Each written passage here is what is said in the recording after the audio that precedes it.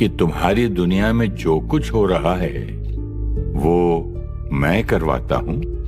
कहते हैं पत्ता पत्ता ईश्वर की मर्जी से हिलता है, तो सब कुछ आपकी मर्जी से ही होगा ना? बच्चे, अगर तुम्हें शक्ति मिल जाए अपने बच्चों का भाग्य लिखने की, तो कैसा भाग्य लिखोगी? सब कुछ परफेक्ट लिखूंगी। तुम सब आत्माएं मेरे बच्चे हो, तो क्या मैं तुम्हारे भाग्य में दुख, बीमारी, अकाले मृत्यु, प्राकृतिक आपदाएं लिखूंगा? क्या मैं एक का भाग्य कठिन और दूसरे का श्रेष्ठ लिखूंगा? तो फिर ये सब कौन डिसाइड करता है? ये सब तुम बच्चे कर रहे हो।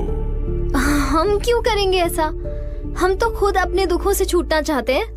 तुम्हारे दोनों बच्चे सफल होना चाहते हैं, लेकिन होंगे तो अपने कर्मों अनुसार। ओह, लॉ ऑफ कर्मा। वो तो बचपन से सीखा है कि जैसा कर्म हम करेंगे वैसा हमें फल मिलेगा। वो फल ही तुम्हारा भाग्य है जो तुमने अपने कर्मों से लिखा है। मतलब मेरा भाग्य मैं खुद लिखती हूँ, लेकिन हम जब पैदा होते हैं तब से ही हमारा भाग्य शुरू हो जाता है।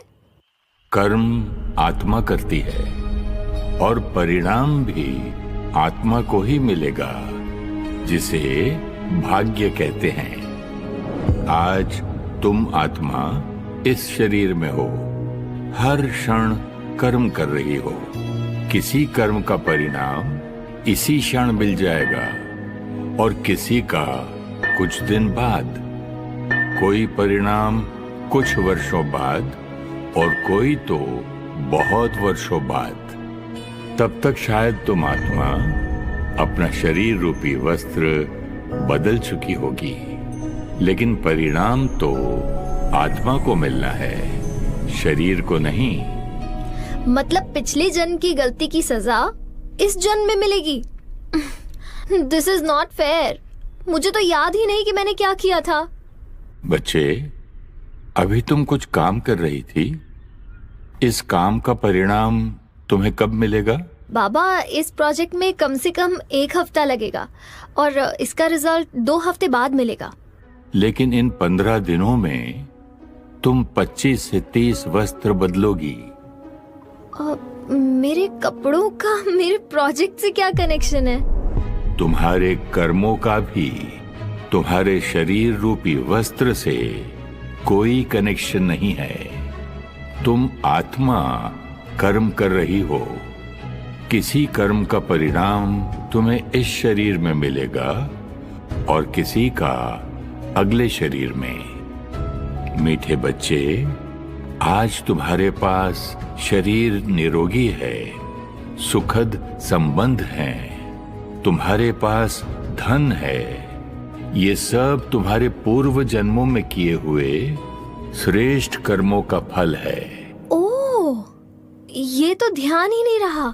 बच्चे, हर जन्म में तुम अनेक आत्माओं के संबंध में आती हो, जिनके साथ तुम्हारा कर्मों का हिसाब किताब बनता है।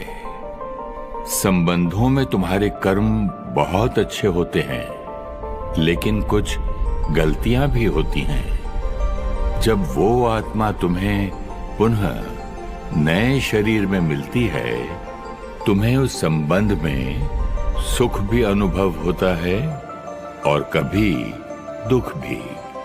मतलब मैं इन सब से पहले मिल चुकी हूँ और आगे भी मिलूंगी। वाह बच्चे, तुमने बिल्कुल सही समझा।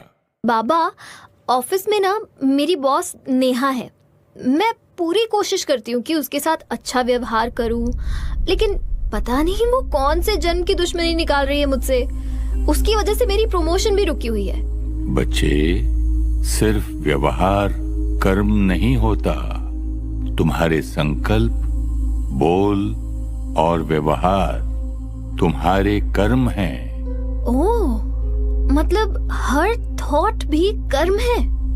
किसी न किसी जन्म में तुमने उस आत्मा के साथ गलत कर्म किए हैं।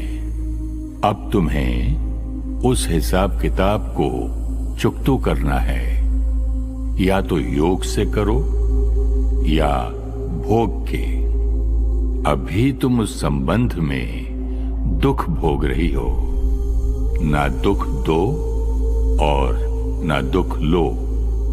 उसकी बातों को मन पर पकड़कर नहीं रखो, उसे क्षमा करो।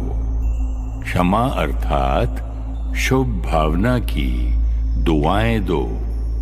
अकल्याण की वृत्ति वाले को अपने कल्याण की वृत्ति से परिवर्तन करो। तुम्हारे आज के श्रेष्ठ कर्म पूर्व कर्मों को चुकतू कर देंगे। बच्चे, अपने कर्मों पर सदा अटेंशन रखना। हर संकल्प शुभ हो, हर बोल सबको सुख दे, हर कर्म कल्याणकारी हो। क्योंकि मेरे कर्म ही मेरा भाग्य बनाते हैं। बाबा, मेरा भाग्य तो मेरे कर्मों से बनता है, ठीक है, लेकिन दुनिया में जो नेचुरल कैलामिटीज, युद्ध, ये सब जो हो रहा है, ये दुनिया तो आपने ही बनाई है ना? इस प्रश्न का उत्तर जानने के लिए आपको हमारी पिछली प्रस्तुति को देखना होगा, जिसका टाइटल है कलयुग की रचना कैसे हुई और कैसे इस सृष्टि पर आया। ऊपर दिए गए लिंक पर क्लिक करके इस अद्भुत प्रस्तुति को देखना ना भूलें। और हाँ, वीडियो को लाइक और कमेंट जरूर से करें। तो मित्रों, यह प्रस्तुति आपको कैसी लगी कमेंट्स में जरूर बताइएगा। और अगर आप हमारे चैनल पर नए हैं तो हमारा चैनल को सब्सक्राइब अवश्य कीजिएगा। तो मिलते हैं अगली वीडियो में, तब तक के लिए अपना ख्याल रखें। धन्यवाद।